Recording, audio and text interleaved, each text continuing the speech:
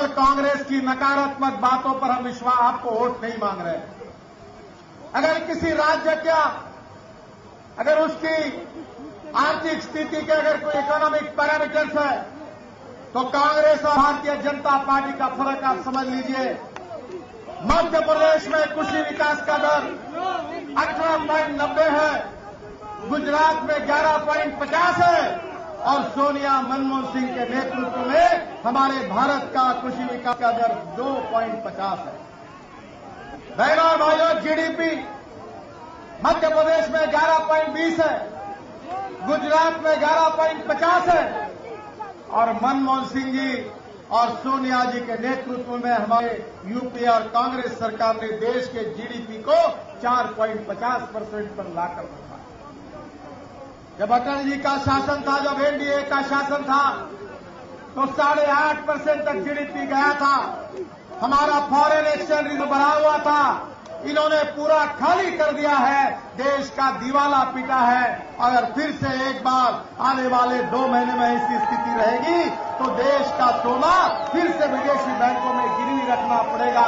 ऐसी देश की भी स्थिति हुई है।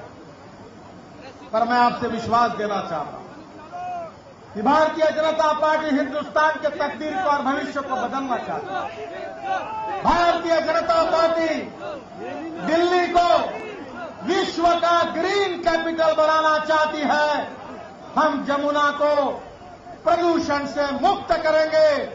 जो गंदा पानी जा रहा है उसके लिए कॉमन एटीपी प्लांट बनाकर उस पानी को रिसाइकलिंग करके इंडस्ट्री के लिए, गार्डन के लिए और वो पानी पावर प्रोजेक्ट के लिए खर्चा करेंगे, उपयोग में लाएंगे और यमुना में बैरेजेस बनाकर 10-10 किलोमीटर तक पानी का स्टोरेज रहेगा और दिल्ली की जनता को 24 घंटे पानी मिला।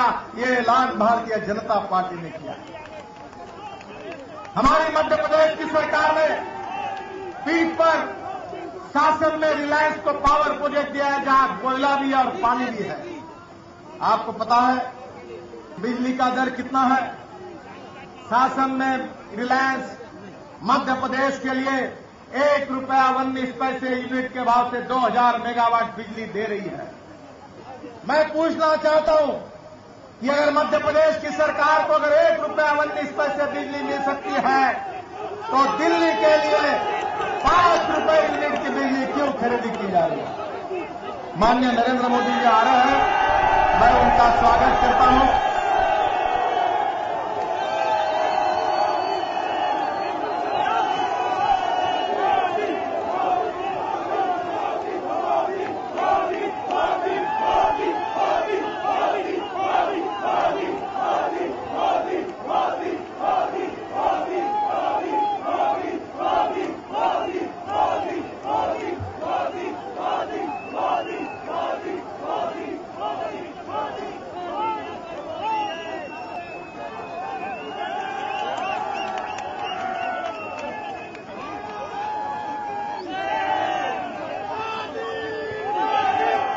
मैं आपको विश्वास देना चाहता हूं कि दिल्ली को विश्व का ग्रीन कैपिटल हम बनाएंगे। ये जो बिल्डिंग है, स्टेडियम है, इस पर सोलर पैनल लगाकर ऐसे मीटर आपके घर में बिछा देंगे कि हर बिल्डिंग, हर बंगला, हर घर, हर सरकारी ऑफिस, हर स्टेडियम, हर गोडाउन ये सौर ऊर्जा निर्माण करेगा और पैनल के लिए हम लोग 0% ब्याज से सबको कर्जा उपलब्ध करा कर देंगे। 9 के बजाय 12 सिलेंडर देंगे और दिल्ली की जनता को मैं विश्वास देना चाहता हूं कि दिल्ली की जनता को भ्रष्टाचार और महंगाई से मुक्त करके ऐसे राम राज्य की स्थापना दिल्ली में करेंगे कि दिल्ली की जनता पूरी तरह से खुशहाल हो। मैं आपसे प्रार्थना करूंगा कि पहली बार जमुना की बात एक हर्षवर्धन जी के रूप में ऐसा नेतृत्व विकसित हुआ है कि जमुना पार लोगों को दिल्ली का राज्य निर्माण होने के बाद पहला मुख्यमंत्री जमुना पार से मिलेगा और ये भी आज इस समय संभव हो रहा है। आप भारतीय जनता पार्टी को सहयोग करिए, भारतीय जनता पार्टी को जिताइए और दिल्ली के तकदीर को, दिल्ली के भविष्य को बदलने के लिए पूरी ताकत के साथ भारतीय जनता पार्टी का साथ दीजिए, यही आपसे प्रार्थना करता हूं। बहुत बहुत धन्यवाद। भारत माता की।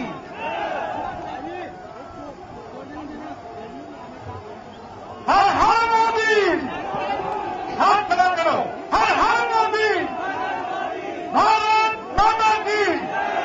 वंदे। मित्रों, हमारे विशेष आग्रह पर राज्यसभा में विपक्ष के हमारे नेता श्री अरुण जेटली यहां पधारे हैं। मैं श्री अरुण जेटली को आमंत्रण करता हूं कि वो हम सबको संबोधित करें।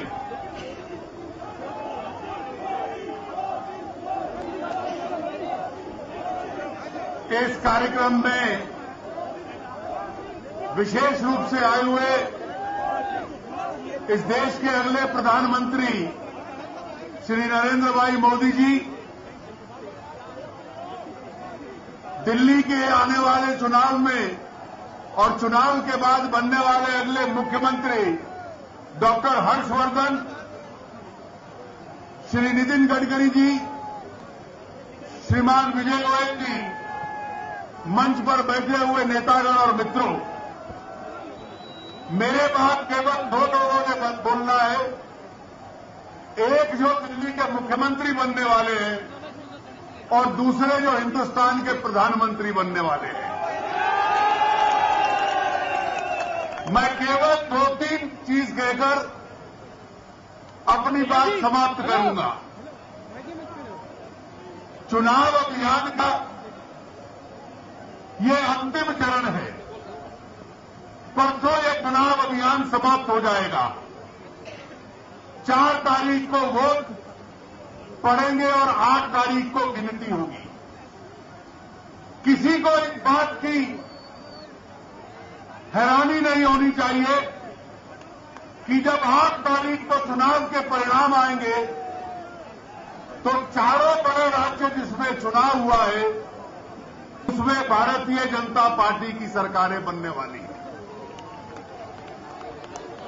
और 8 तारीख का आंकड़ा 4-0 का हो गया तो फिर 9 तारीख सुबह से श्री नरेंद्र मोदी को प्रधानमंत्री बनाने का अभियान भारतीय जनता पार्टी अपना आरंभ कर देगी। नरेंद्र भाई, दिल्ली में 1977 के चुनाव में कांग्रेस को सबसे कम वोट मिला था, 33%। ये चुनाव 4 तारीख का वो है जो 1977 के भी अपने आंकड़े को से नीचे कांग्रेस जाने वाली है और इतिहास में सबसे कम वोट दिल्ली के अंदर चुनाव में कभी कांग्रेस को मिलने वाला है तो 4 दिसंबर के इस चुनाव में मिलने वाला है। कांग्रेस अभियान की ये दुर्दशा है कि आपको याद होगा कि 2 सप्ताह पहले कांग्रेस की सभा संबोधित करने के लिए श्री राहुल गांधी दिल्ली आए थे। मैदान बिल्कुल खाली था, सभा में कोई प्रभाव नहीं हो पाया। वोट भी गया, उसके बाद वो दिल्ली में एक कार्यक्रम करने नहीं आए। आज दिल्ली में कांग्रेस पार्टी ने घोषणा की थी कि प्रधानमंत्री डॉक्टर मनमोहन सिंह की सभा होगी। हम दिल्ली वासी अपने आप को खुशकिस्मत मानते थे कि बहुत समय के बाद प्रधानमंत्री डॉक्टर मनमोहन सिंह को सुनने का मौका हमें मिलेगा। लेकिन मोदी जी, आपके 3 कार्यक्रम आज दिल्ली में तय हो गए, उसकी तुलना न हो पाए तो 2 दिन पहले प्रधानमंत्री का कार्यक्रम कैंसिल कर दिया गया, ये कहकर कि वो बड़े व्यस्त हैं, दिल्ली में अभियान नहीं कर सकते। एक एक करके कांग्रेस का हर नेता दिल्ली के अभियान से अपने आप को खिसका रहा है। कोई बड़ा नेता चुनाव अभियान में नहीं आ रहा। अभियान समाप्त होने से पहले जैसे अपने हथियार डाल दिए हो, ये परिस्थिति है। इस अभियान में मैं केवल एक विषय आपके सामने रखूंगा, बाकी नरेंद्र भाई, डॉक्टर हर्षवर्धन रखेंगे। 4 तारीख के वोट में 1 वोट से 3 काम पूरे होने वाले हैं। पहले तो ये जो हमारे विधानसभा के उम्मीदवार बैठे हैं, भारतीय जनता पार्टी के नेताओं को चुनकर आप विधानसभा में भेजोगे, ये पहला लाभ होने वाला है। दूसरा लाभ होने वाला है कि दिल्ली में एक साफ सुथरी, ईमानदार छवि रखने वाले एक विश्वसनीयता के नेता डॉक्टर हर्षवर्धन को मुख्यमंत्री बनाने का अवसर मिलने वाला है।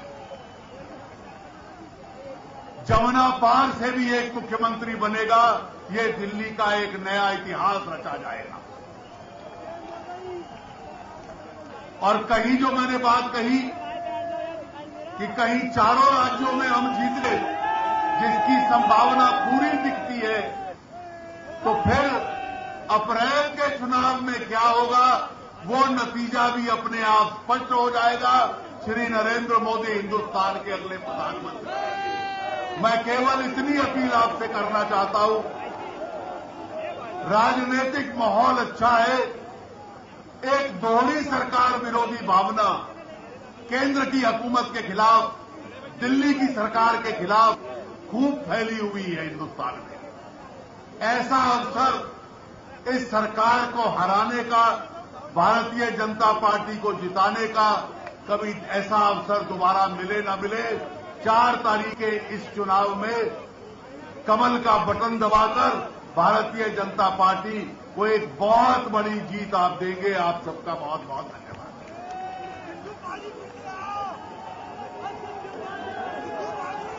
जरूर जरूर मोदी जरूर, पर उसके पहले, प्रधानमंत्री के पहले दिल्ली के होने वाले मुख्यमंत्री डॉक्टर हर्षवर्धन जी को निमंत्रण करूंगा।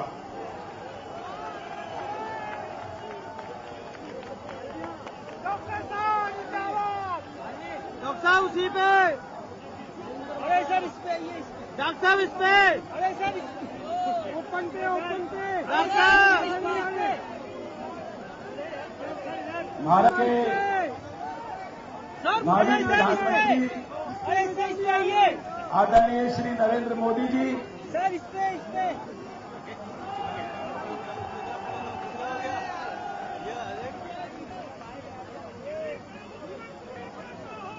भारत के भावी प्रधानमंत्री आदरणीय श्री नरेंद्र मोदी जी, मंच पर विराजमान हमारे पार्टी के पूर्व राष्ट्रीय अध्यक्ष आदरणीय श्री नितिन गडकरी जी, राज्यसभा में हमारे पार्टी के नेता आदरणीय श्री अरुण जेटली जी, दिल्ली के हमारे दोनों सह प्रभारी श्री सिद्धू जी, श्री सिन्हा जी, मनोज तिवारी जी, यहां पर उपस्थित हमारे शादरा जिला के अध्यक्ष श्री रामनिवास गोयल जी, आलोक कुमार जी, और अब से कुछ ही दिनों के बाद जब 8 तारीख आएगी तो जितने यहां पर मंच पर हमारे प्रत्याशी बैठे हैं जमुना पार के, मैं आपको विश्वास के साथ कहने वाला हूं कि 8 तारीख को ये सब के सब दिल्ली विधानसभा के विधायक बनने वाले हैं। मैं उन सबके नाम नहीं ले रहा, लेकिन आप सबको बधाई देना चाहता हूं।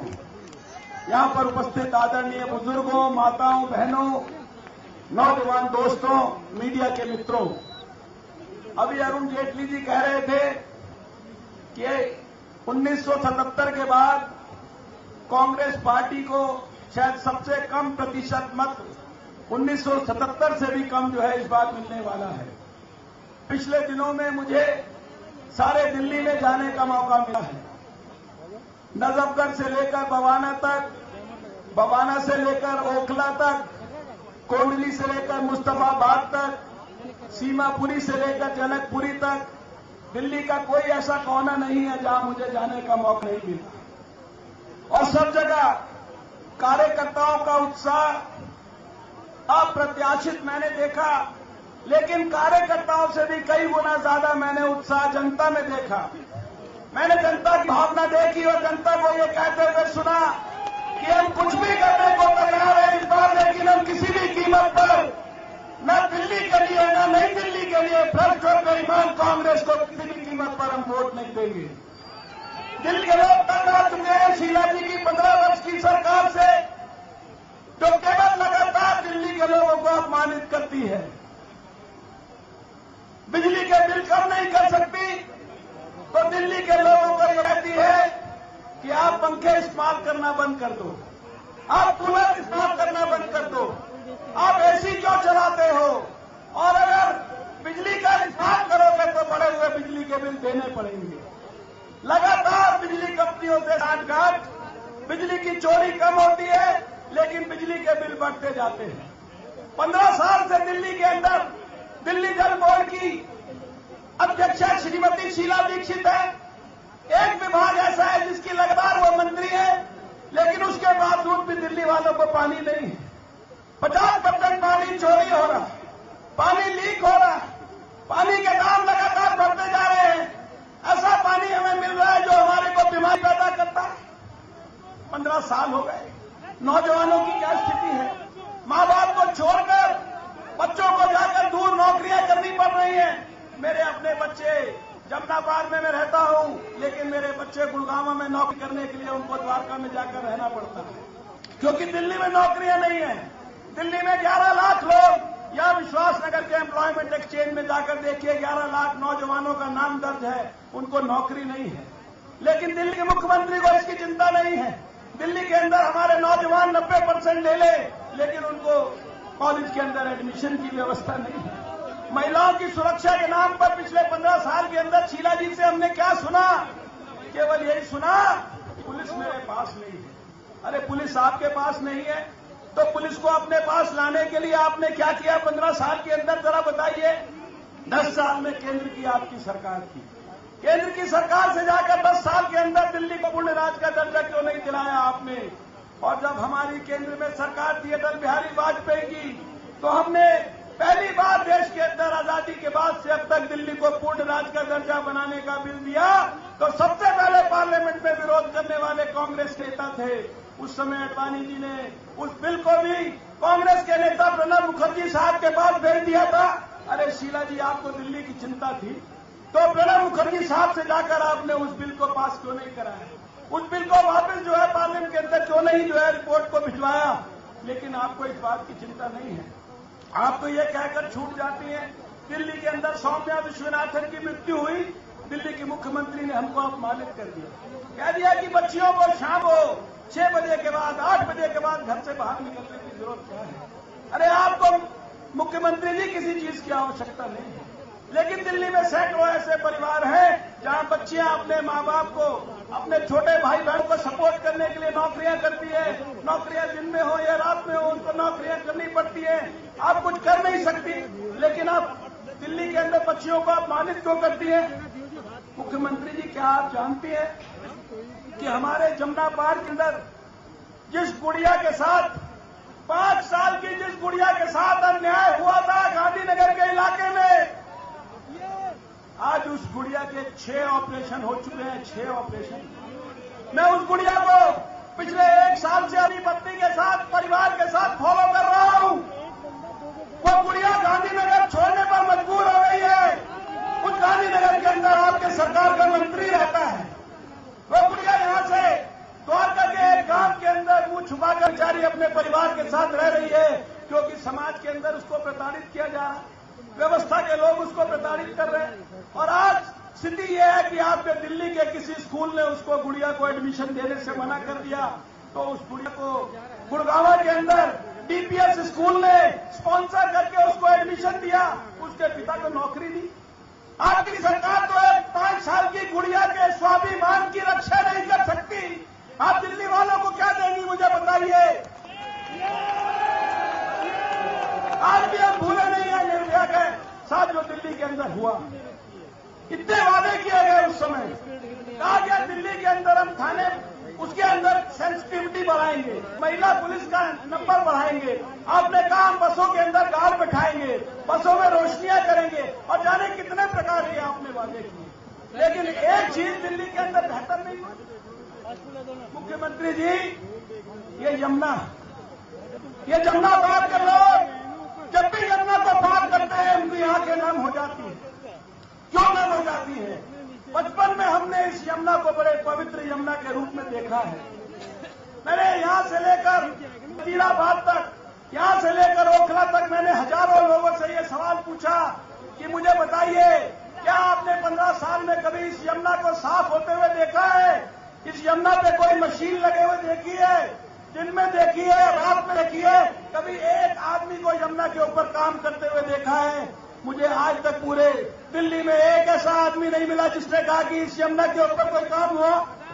लेकिन जब हम विधानसभा में सवाल पूछते हैं तो हमारे को सवाल का उत्तर मिलता है कि क्या बात करते हैं डॉक्टर हर्षवर्धन जी, आप हमेशा एक ही सवाल पूछते हैं। हम इस यमुना के ऊपर 3,500 करोड़ रुपए इसकी सफाई के ऊपर खर्च कर चुके हैं।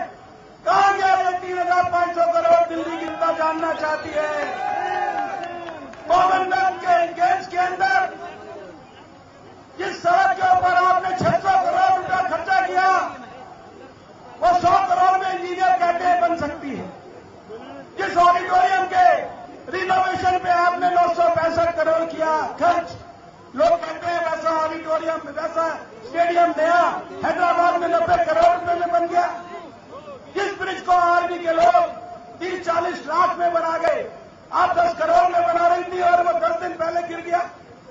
क्या जमुना पार के लोगों को, क्या दिल्ली के लोगों को आर्मी कनॉट प्लेस 700 करोड़ रुपए में बना हुआ कनॉट प्लेस 2010 में कॉमनवेल्थ गेम्स खत्म हो गए, लेकिन आज भी कॉमनवेल्थ में फुटपाथ बन रहा।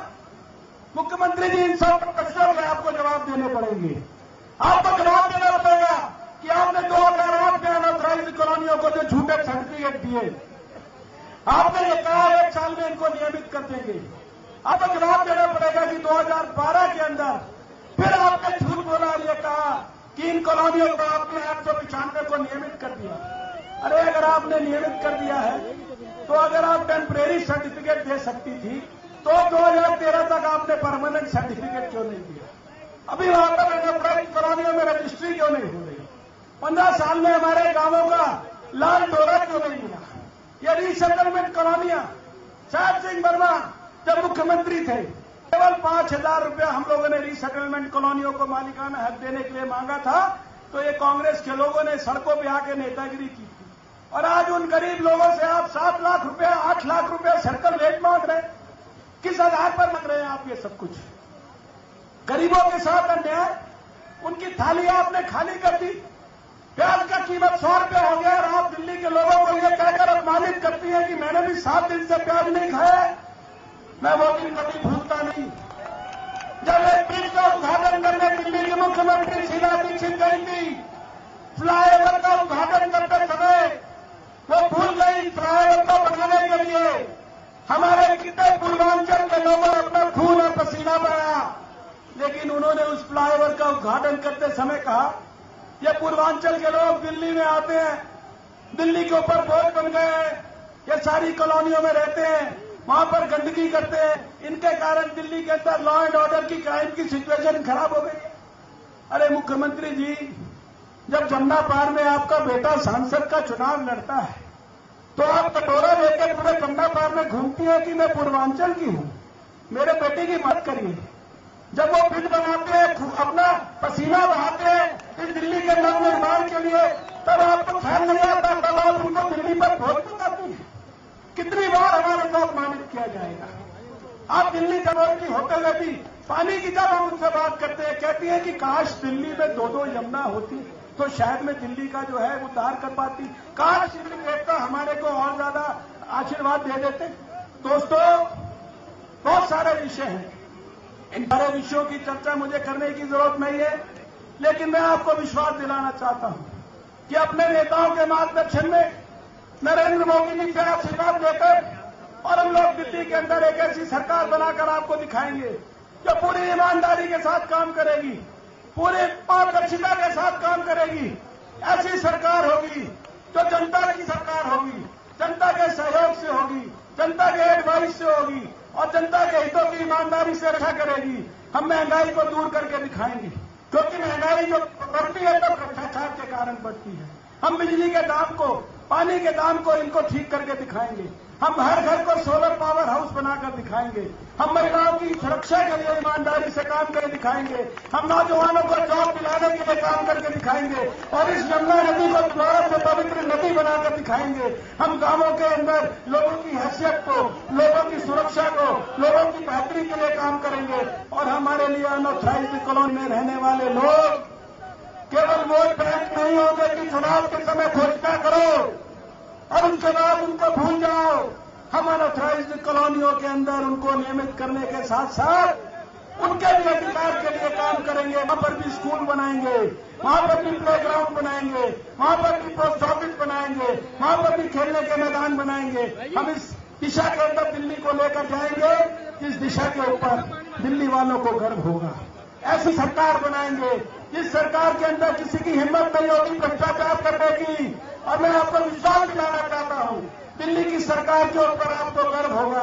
दिल्ली की सरकार आपकी अपनी सरकार होगी।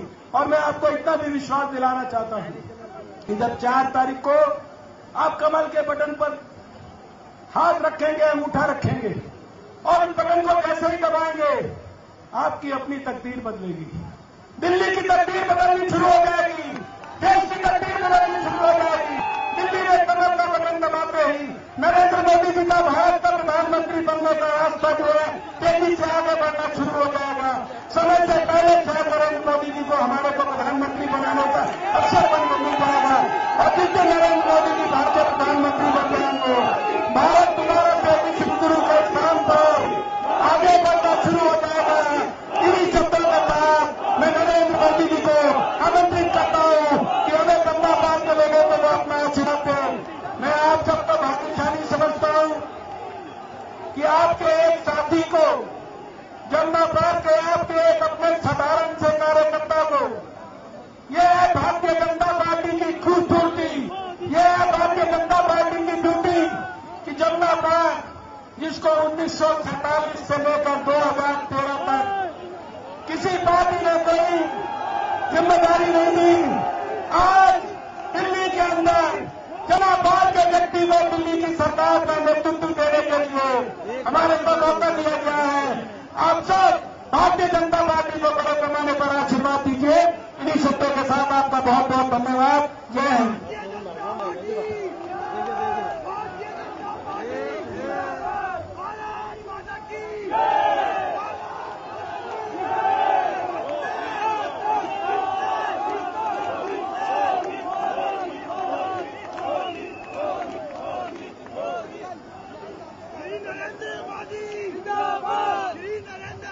मित्रों,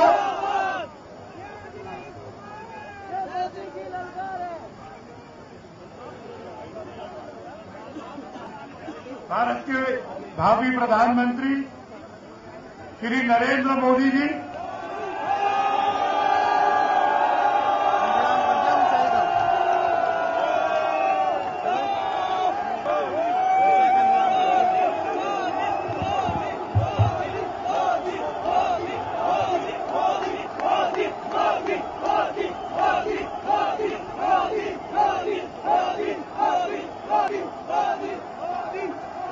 भारत माता के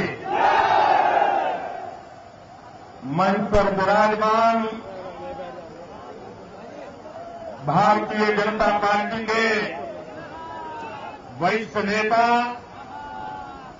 और राज्यसभा में विपक्ष के नेता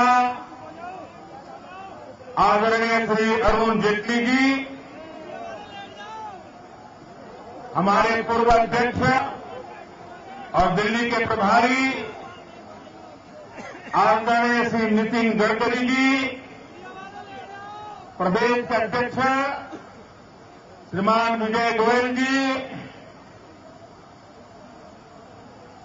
आप जिन्हें मुख्यमंत्री बनाने के लिए कृत संकल्प है, ऐसे डॉक्टर हर्षवर्धन जी, श्रीमान नवजोत जी, श्याम जाजू जी, डॉक्टर अनिल जैन, श्रीमान आर के सिन्हा जी, भाई मनोज तिवारी जी, मंच पर विराजमान सभी प्रत्याशी और विशाल संख्या में पधारे हुए भाइयों और बहनों,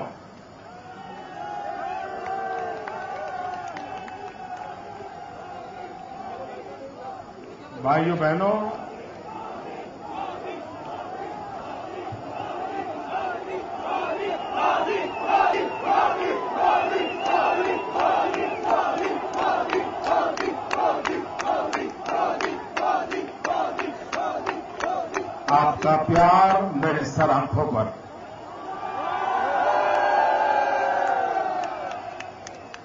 मैं आपका बहुत आभारी हूं। भाइयों बहनों, मैं पिछले कुछ दिनों से लगातार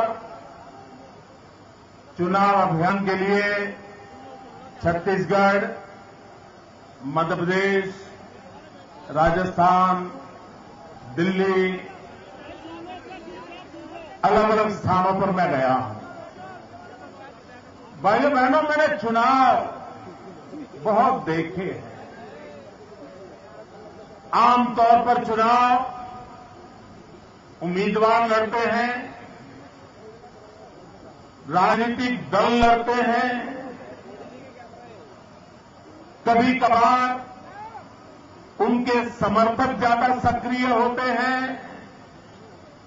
लेकिन ये पहला चुनाव मैं ऐसा देख रहा हूं, वो न सिर्फ उम्मीदवार लड़ रहे हैं, न सिर्फ पार्टियां लड़ रही हैं, लेकिन यह चुनाव जनता जनार्दन लड़ रही है। मतदाता खुद चुनाव लड़े, ये लोकतंत्र की सर्वोत्तम स्थिति होती है। भाइयों बहनों, चुनाव ये लोकतंत्र का महापर्व होता है, ये लोक शिक्षा का अवसर होता है। राजनीतिक दलों ने अपनी बात लोगों के बीच जाकर के करनी होती है, अपने काम का हिसाब देना होता है, पल पल का हिसाब देना चाहिए, पाई पाई का हिसाब देना चाहिए। लेकिन भाइयों बहनों, मैं ये चुनाव ऐसे देख रहा हूं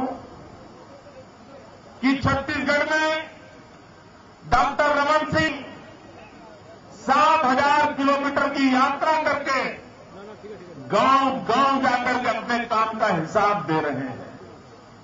मध्य प्रदेश में शिवराज जी आशीर्वाद यात्रा लेकर के हजारों किलोमीटर तक 2-2 महीने तक घूम करके जनता जनार्दन को अपना हिसाब दे रहे हैं।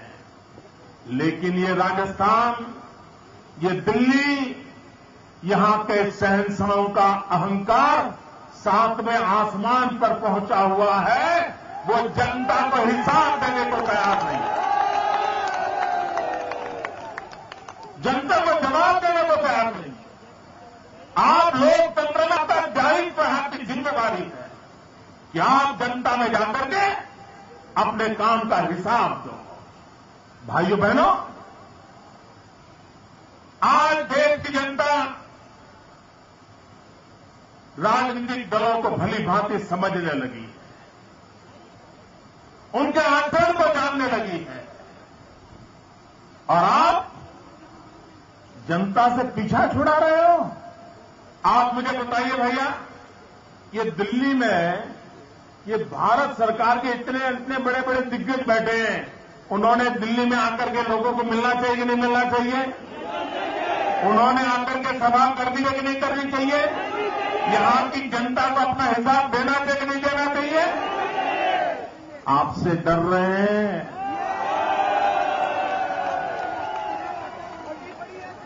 वो राजस्थान, मध्य प्रदेश, छत्तीसगढ़ में जाकर के तो आंख में धूल झोंक पा रहे हैं, लेकिन दिल्ली वाले उनको पहचान गए हैं और इसलिए दिल्ली के लोगों की आंख में धूल झोंकने का साहस तक नहीं जुटा पा रहे हैं।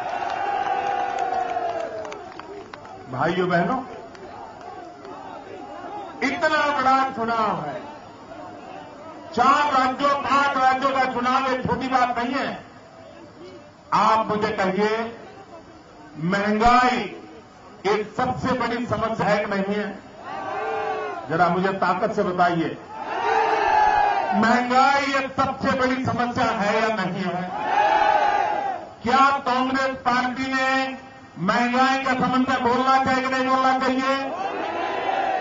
आप मध्य प्रदेश, छत्तीसगढ़, राजस्थान, दिल्ली, मिजोरम एक भी चुनाव में एक कांग्रेस के बड़े बड़े दिग्गज गए, महंगाई का म बोलने को तैयार नहीं है, म बोलने को तैयार नहीं है।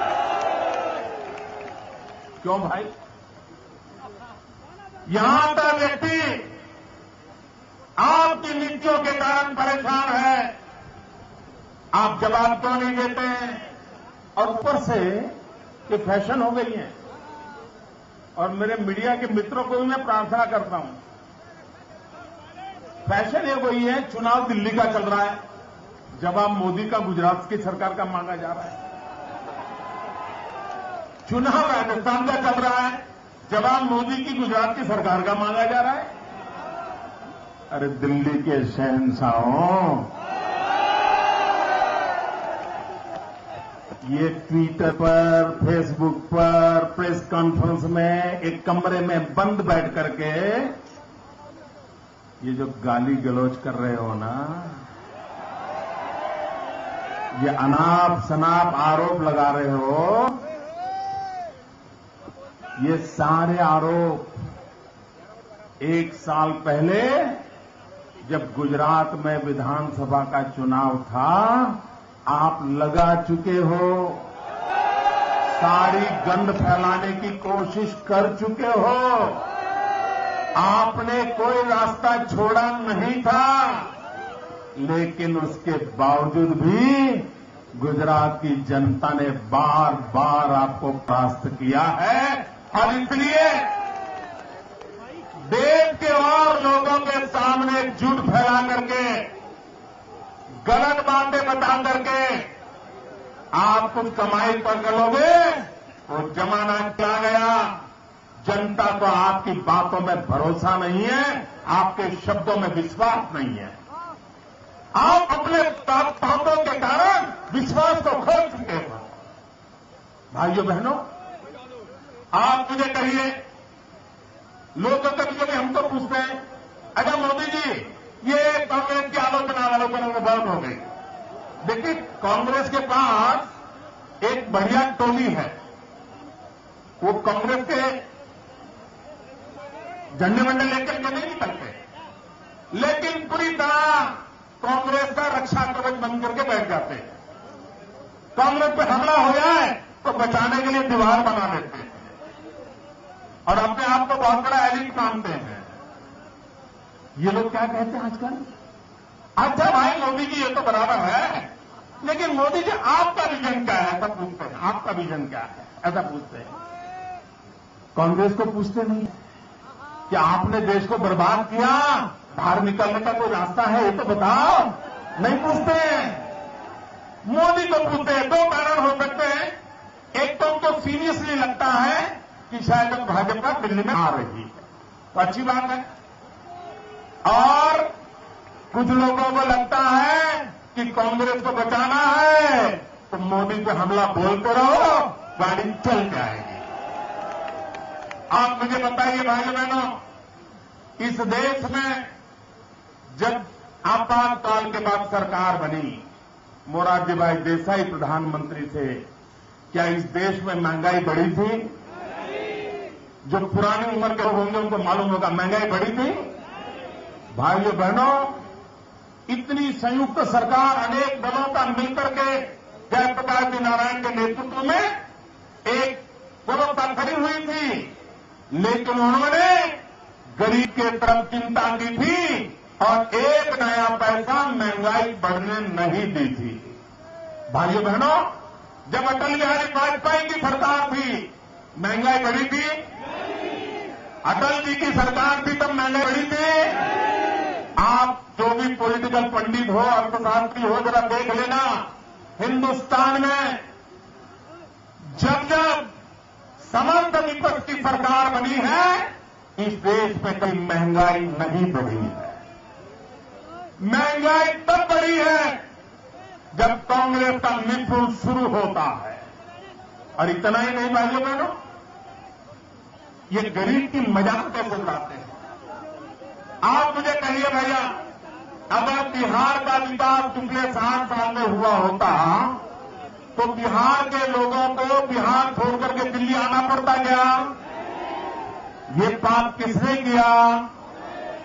ये उत्तर प्रदेश का विकास हुआ होता तो उत्तर प्रदेश छोड़ करके, अपने बूढ़े माँ बाप छोड़ करके, गांव खेत खलिहान छोड़ करके, यार दोस्तों को छोड़ करके यहां पर जिंदगी जीने के लिए आना पड़ता, ऐसा हुआ होता क्या? ये आपके पापों का परिणाम है कि 60 साल तक आपने हिंदुस्तान के विकास को अपना काम माना नहीं। वोट बैंक की राजनीति करके आप सत्ता हथियाने में मजबूर रहे, उसी का परिणाम है कि आज ये संकट पैदा होते हैं और आपको ये संकट लगते हैं। भाइयों बहनों, मैं सूरत की बात बताना चाहता हूं। मेरे सूरत में जनसंख्या पिछले 20 साल में ही बढ़ी है। पहले सूरत 5-6 लाख की जनसंख्या का शहर हुआ करता था, आज वो 50 लाख के ऊपर चला जा रहा है। सबसे ज्यादा उड़ीसा से, बिहार से, उत्तर प्रदेश से, आंध्र से लोग यहां रोजी रोटी कमाने आते हैं। उसके बावजूद भी सारे देश में स्वच्छ सुंदर शहर का इनाम गया तो सूरत शहर को गया और भारत सरकार ने दिया। क्या बाहर के लोग आए तो उनके मेहमान नवाजी नहीं हो सकती क्या? उनको प्यार से रखा नहीं जा सकता क्या? उनकी आवश्यकता की पूर्ति नहीं हो सकती है क्या? लेकिन इनको करना नहीं है। भाइयों बहनों, आज क्यों नहीं हो रहा है? मुद्दा नीति का नहीं है दोस्तों, मुद्दा नीयत का है। नीयत, इनकी नीयत देखिए। लोगों को लगता है कि नीतियों की समस्या है, नीतियों की समस्या नहीं, नीयत की समस्या सबसे बड़ी है। इनकी नीयत क्या है आप देखिए। महंगाई बढ़ी है तो सही है ना भैया? जरा जवाब तो दो। महंगाई बढ़ी है, सही है? पार्लियामेंट के चुनाव में कांग्रेस पार्टी ने 100 दिन में महंगाई खत्म करने का वादा किया था। महंगाई खत्म हुई? महंगाई कम हुई? महंगाई बढ़ी? कौन जिम्मेवार? कौन जिम्मेवार? कांग्रेस ने वादा खिलाफी की, वादा तोड़ा। जिसने वादा तोड़ा उससे नाता तोड़ोगे? तोड़ोगे? भाइयों बहनों, इससे कदम एक आगे जाना चाहता हूं। इन समस्याओं को कैसे देखते हैं? कांग्रेस के एक बड़े नेता जो अपने आप को बहुत बड़ा बुद्धिमान मानते हैं, मनमोहन सिंह जी की सरकार में मंत्री है और वो ये मानते हैं कि इस देश में जब भगवान बुद्धि बांट रहा था तो सबसे पहले वो ही खड़े थे। सारी बुद्धि उन्हीं को मिली हुई है, बाकी हम लोग सब खाली हैं। उन्होंने क्या कहा सुना? उन्होंने कहा, और वो पत्रकारों से झगड़ा करते हुए बोलते हैं, उन्होंने कहा कि देखो भाई, पहले गरीब सूखी रोटी खाता था, अब गरीब 2-2 सब्जी खाता है, इसलिए महंगाई बढ़ गई। भाइयों बहनों, क्या गरीब के पेट के कारण महंगाई बढ़ी है? क्या गरीब को सब्जी खाने का अधिकार नहीं है? क्या कांग्रेस पार्टी ने लिख करके रखा है कि देश में गरीब सब्जी नहीं खाएगा? ये गरीब का अपमान है कि नहीं है? ये क्या भाषा बोल रहे हैं? ये उनकी नीयत दिखाता है, नीयत दिखाता है। भाइयों बहनों, इस देश में आजकल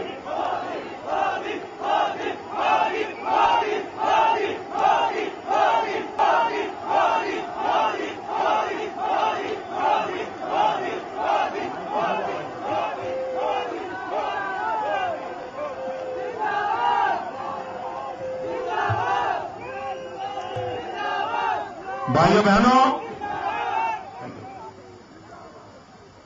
आप मुझे कहिए, इस देश के प्रधानमंत्री बहुत बड़े अर्थशास्त्री हैं और हम उनके अर्थशास्त्री होने के ज्ञान पर कभी टिप्पणी नहीं करते हैं, न ही हम उनकी आलोचना करते हैं। इतना ही नहीं, इस देश के वित्त मंत्री भी काफी पढ़े लिखे हैं, हम उनके सर्टिफिकेट को चैलेंज नहीं करते हैं और करना भी नहीं चाहिए।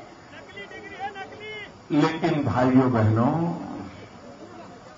आप इतने बड़े विद्वान लोगों की टोली, जब देश में इनकी पहली दूसरी सरकार बनी ना, तो उनकी ड्रीम टीम की बहुत बड़ी तारीफ होती थी।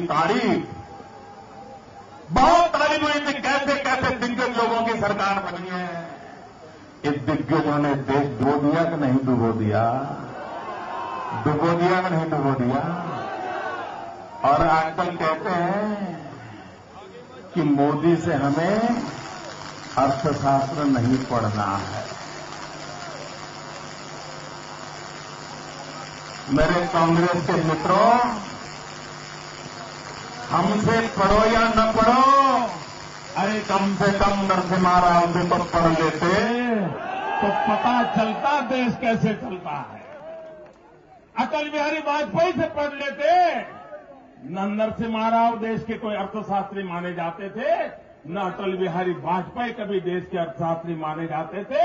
लेकिन इन दोनों महापुरुषों को हिंदुस्तान के आम आदमी की समस्या का पता, कठिनाइयों को रास्ता कैसे खोजा जाए पता था। आपके किताबी ज्ञानों ने देश को बर्बाद करके रखा है और इसलिए अच्छा होगा कि देश आपसे न कुछ सीखे और न ही देश आपके कदमों पर चले। भाइयों बहनों, ये बड़े ज्ञानी लोगों ने क्या किया है? आप मेरी बात से सहमत हो तो हाँ कहना, नहीं हो तो ना कहना था। दोस्तों, देश के सबसे बड़े विद्वान अर्थशास्त्री प्रधानमंत्री वो प्लानिंग, और वो ये कहते हैं अगर कोई व्यक्ति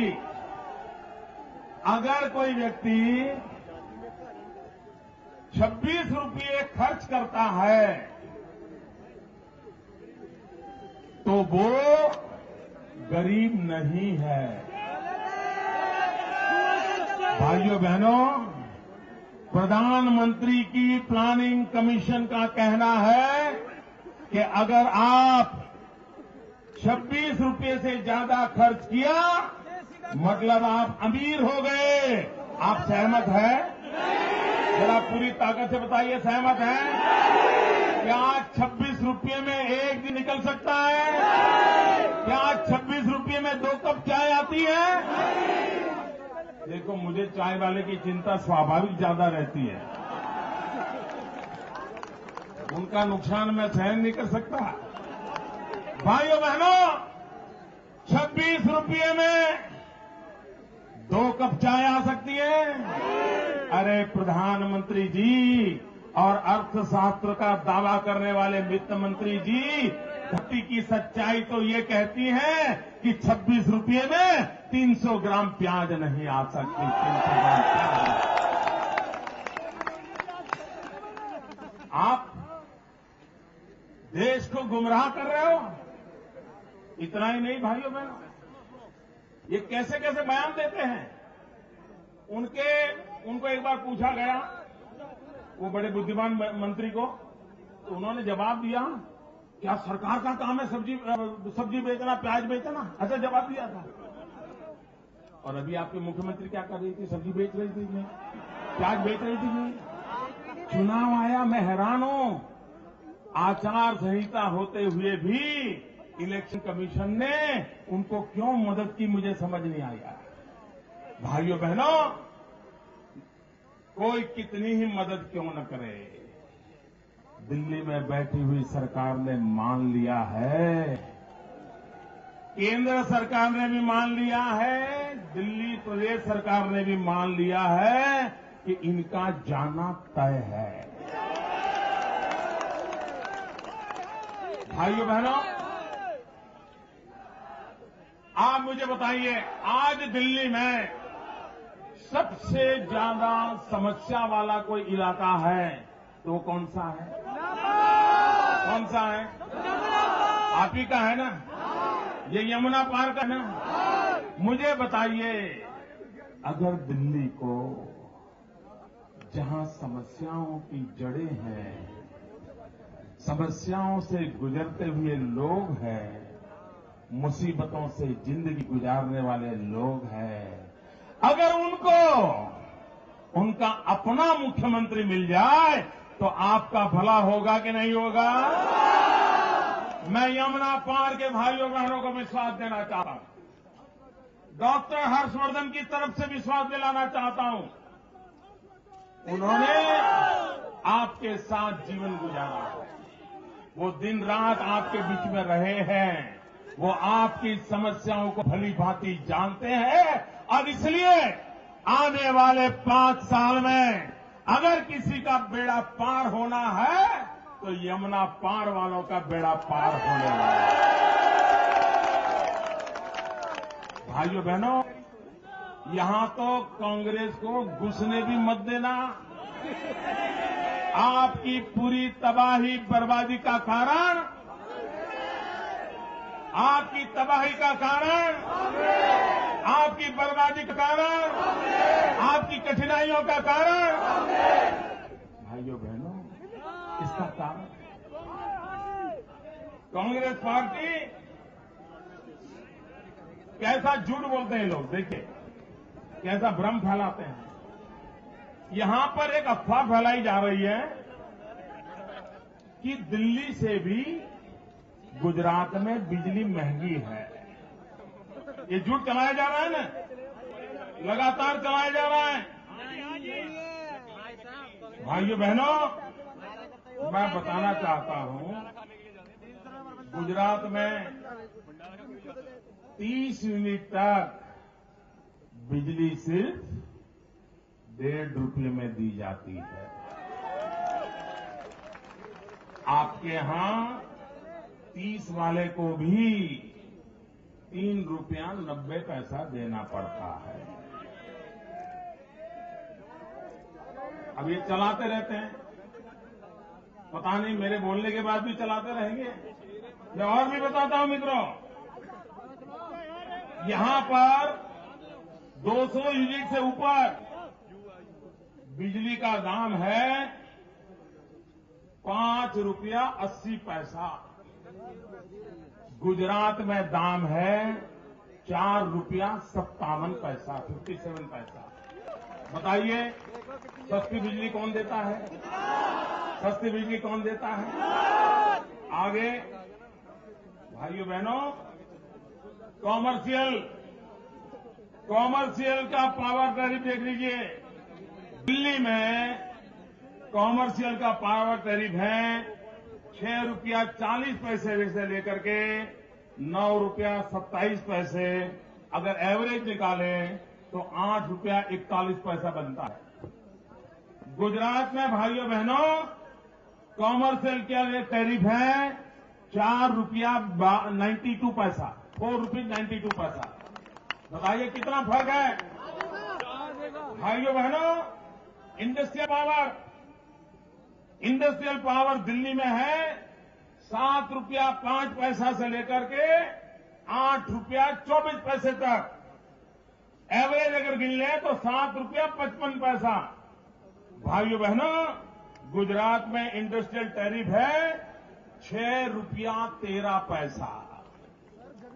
और शीला जी, आपको किसान को तो बिजली देनी नहीं होती है। आपके पर किसान का बिजली का 1 नया पैसा का बोझ नहीं है। हम किसानों को इतनी कम दाम से बिजली देते हैं कि हमें 3,000 करोड़ रुपया किसान को बिजली में सब्सिडी देनी होती है, जो बोझ दिल्ली की सरकार पर नहीं है। भाइयों बहनों, ये कई दिनों से ये लगातार झूठ चल रहा था और मोदी के मुंह से एक आध 55 के बजाय 56 बोल दूं, 55 के अगर 50 बोल दूं, तो ये बहुत बड़ी 1,000 लोगों की टीम कंप्यूटर पर बैठ जाती है। इतना रिसर्च करते हैं, फिर निकालते हैं मोदी ने 55 बोला, लेकिन वो तो 54.5 था। इन महाशयों को फुर्सत नहीं मिली कि कोई तो देख लेता कि गुजरात में बिजली का दाम क्या है। ये मैडम का झूठ चलता ही रहा और आज शायद मैं यहां ना आता तो वो और चलाती रहती। भाइयों बहनों, इन समस्याओं की जड़ कहां है? समस्या की जड़ है बैड गवर्नेंस। समस्या की जड़ है बैड गवर्नेंस। भाइयों बहनों, मैं बताना चाहता हूं, आज कांग्रेस पार्टी को गवर्नेंस से कोई लेना देना नहीं। वे मानते हैं कि 5 साल जो मिलते हैं वो वोट बैंक में इजाफा करने के लिए जोड़ तोड़ की राजनीति करते रहना। कभी इसको रखो, इसको रखो, संभालो, वोट पालो, यही काम करते हैं। भाइयों बहनों, देश आजाद हुआ, उसके तुरंत बाद सुराज्य पर अगर ध्यान केंद्रित किया गया होता, सुशासन पर ध्यान केंद्रित किया होता, तो हमारे बाद आजाद हुए देश आज डेवलप कंट्री में न गिने जाते, हम भी डेवलप कंट्री में माने जाते। लेकिन भाइयों बहनों, इनका सुराज्य में विश्वास नहीं है, सुशासन में विश्वास नहीं है, और कोई भी बात तो कहते हैं हमने एक्ट बनाया। देखिए, ये कांग्रेस पार्टी का चलेगा, आने वाले दिनों में अगर गलती से भी हमारे सर पे पड़ी तो सांस लेने का एक्ट बनाएगी, हवा लेने का एक्ट बनाएगी, पानी पीने के अधिकार का एक्ट बना देगी, फुटपाथ पर चलने का अधिकार का एक्ट बना देगी। पता नहीं भाइयों बहनों, ये कैसे जनता को मूर्ख बना रहे हैं, कैसे जनता की आंख में धूल झोंक रहे हैं। भाइयों बहनों, अगर सुशासन हो, गुड गवर्नेंस पर बल दिया जाए, हमारे देश में वनडे क्रिकेट फेमस है ना, वनडे क्रिकेट फेमस है। गुजरात ने वनडे गवर्नेंस का नमूना दिया है, वनडे गवर्नेंस का। मेरे दिल्ली वासियों, आप जानकर के खुश हो जाओगे कि कैसे काम किया जा सकता है। हमने 250 ऐसे सेंटर बनाए हैं, पूरी तरह ई गवर्नेंस से सजे हुए हैं, कंप्यूटर लगे हैं, लड़के लगे काम कर रहे हैं। अगर आपकी समस्या है, 80 प्रकार की समस्याएं हमने खोज करके निकाली है जो आम आदमी को बहुत ही जरूरत पड़ती है। सुबह वो ऑफिस जाते समय वहां लिफाफा छोड़ देता है, फी दे देता है, काम को घर वापस जाता है, उसको उसका सर्टिफिकेट, काम जो भी है उसको मिल जाता है, न उसका समय बर्बाद होता है। वनडे गवर्नेंस का कंसेप्ट क्या ये दिल्ली महानगर में नहीं हो सकता है? जनता की सुनवाई नहीं हो सकती है? इनको सुशासन में भरोसा ही नहीं है, और इसके कारण भाइयों बहनों, ये कभी भी इन बातों को नहीं कर पाएंगे।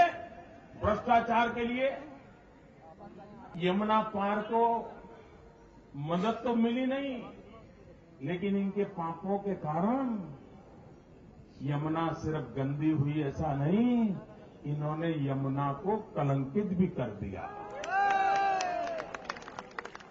कॉमनवेल्थ के घोटाले, ये कॉमनवेल्थ के घोटालों ने, ये आपके यमुना पार जो पसीना बहा करके रहने वाले लोग हैं, मेहनत करके खाने वाले लोग हैं, उनके जीवन को कलंकित करने का पाप यही इसी धरती पर इन लोगों ने किया है।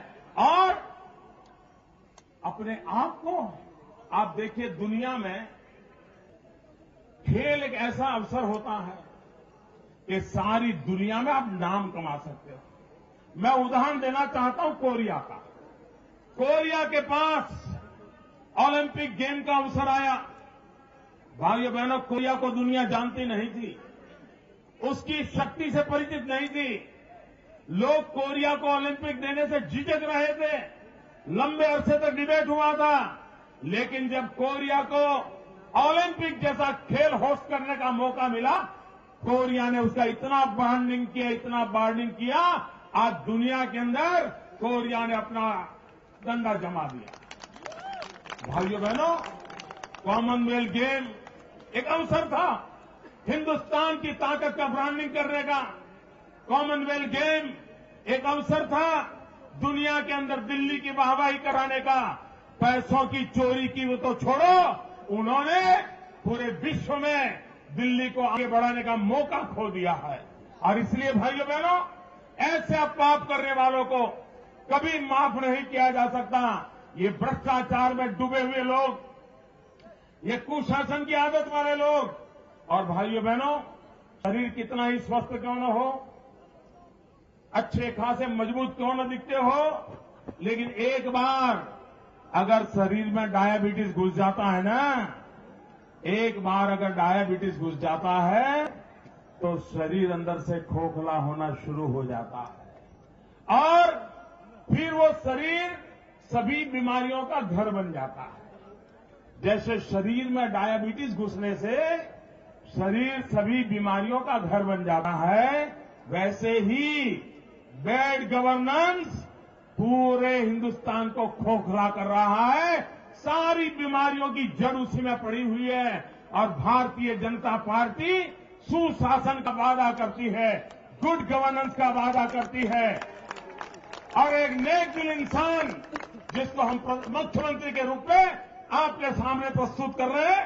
भाइयों बहनों, मैं विश्वास करता हूं कि 4 तारीख को भारी मात्रा में मतदान करके आप भारतीय जनता पार्टी को विजयी बनाएंगे।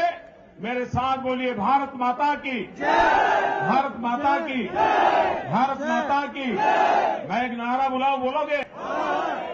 बोलेंगे? मैं कहूंगा पहले मतदान, आप कहेंगे फिर जलपान, ठीक है? मतदान किए बिना जलपान नहीं करना है। और आपके परिवार में मां बहनों से मैं कहता हूं कि जब तक ये उंगली पर टीका लगा करके ना आए, सुबह चाय मत दो। मैं बोलूं नारा, पहले मतदान, आप बोलिए फिर जलपान। पहले मतदान, पहले मतदान, पहले मतदान। बहुत बहुत धन्यवाद।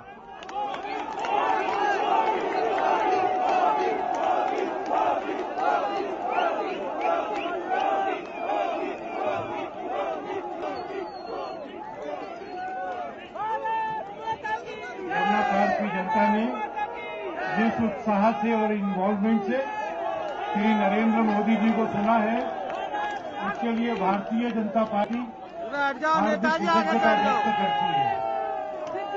मुझे विश्वास है कि आप सबके आने से और इस भाषण से दिल्ली में 16 सीटें जीतने का हमारा रास्ता प्रशस्त होगा। बहुत बहुत धन्यवाद।